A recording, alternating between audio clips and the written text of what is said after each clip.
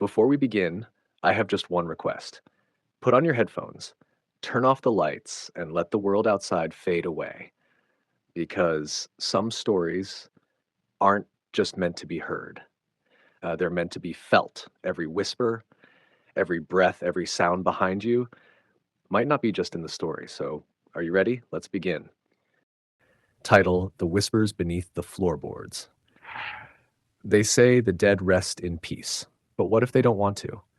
The house on Wren Hollow Lane had been abandoned for nearly 30 years, an old colonial with rotting beams, broken windows, and ivy curling through the cracks in the brick like veins. People passed by it quickly, crossing the street without making eye contact with the decaying structure, as if the house might notice them watching. Nobody wanted to talk about it. Nobody wanted to remember. But Jonah Caldwell remembered. He remembered the fire. He remembered the screaming. He remembered the silence that came after. And when he inherited the house after his estranged grandfather died, he was forced to return to the place where it had all begun. Jonah was a quiet man, recently divorced, no children, no ties. A freelance sound designer, he'd spent most of his life wearing noise-canceling headphones and listening to things other people couldn't hear. So when he first heard the whispering beneath the floorboards, he noticed. The first day was uneventful. Dust, cobwebs, the stale stench of wood rot and mildew. Everything looked like it hadn't been touched since the 90s. Old furniture, yellowing wallpaper, a cracked porcelain doll on the mantel, its glass eyes reflecting nothing. Jonah tried to settle in. He lit candles, unpacked his recorder and microphone, and planned to capture ambient sound for his upcoming horror podcast. The place was perfect. Creaking wood, moaning winds, strange echoes.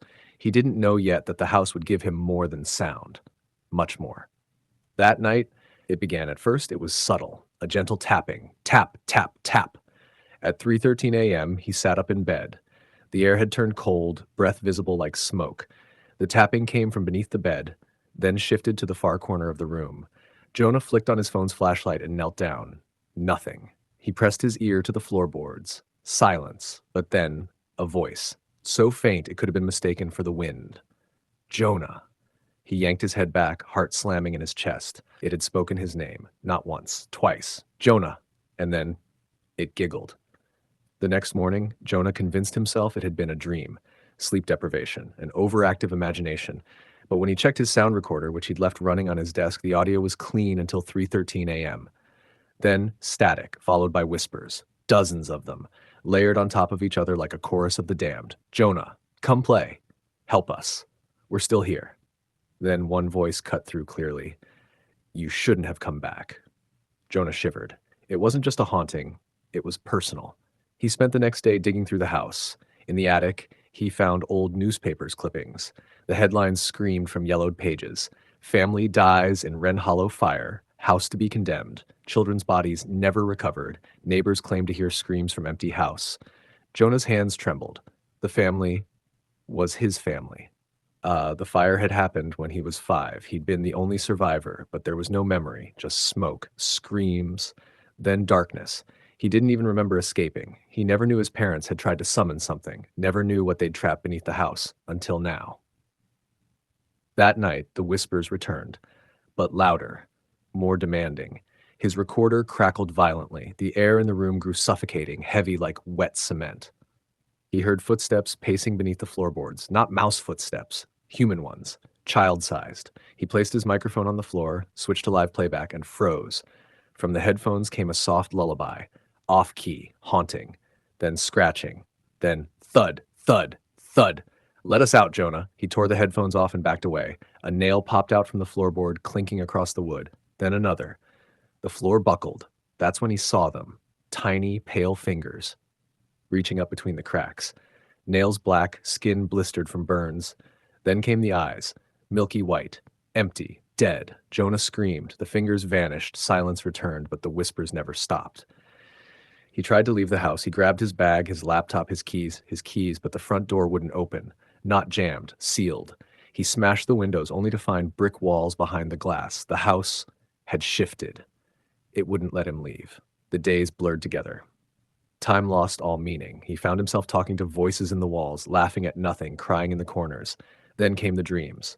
He was 5 again, his mother standing in the candlelight chanting in Latin, his father drawing symbols in blood, and the circle in the basement, etched in bone, children in cages, screaming, Jonah screaming, the fire, and one word repeated over and over in the dreams, feed. On the 5th night, Jonah went to the basement. It called to him. The air was colder than ice, his breath hanging like fog. The old wooden stairs groaned under his weight. Cobwebs clung to his face like veins of the house trying to pull him back. In the far corner of the basement, beneath the rug, he found the trapdoor. He opened it. Beneath lay a stone chamber. Candles that had not burned in 30 years flickered to life. The air smelled of ash and blood. And there, carved into the stone floor, was the circle. Still red, still warm. And surrounding it, toys. Children's shoes, dolls, burned bones. They never left. They'd been bound by blood, by fire, by him. Jonah screamed until his throat tore raw. He hadn't escaped the fire. Not really. His parents had traded their souls for power and offered him as the vessel. But the ritual had failed. The children they sacrificed remained trapped in limbo, and now they wanted out. Jonah collapsed to his knees, sobbing. I didn't know, I didn't mean, but the walls whispered, you were the key. You still are. The floor split open. From the depths came the children. Blackened skin, hollow eyes, their mouths sewn shut with thread, but they still spoke in his mind. They surrounded him, held him, and whispered, join us. When the door to the house finally opened, when the police arrived 3 weeks later, they found no trace of Jonah Caldwell, only his recorder, still running. The last thing on the tape was his voice, desperate, broken, whispering.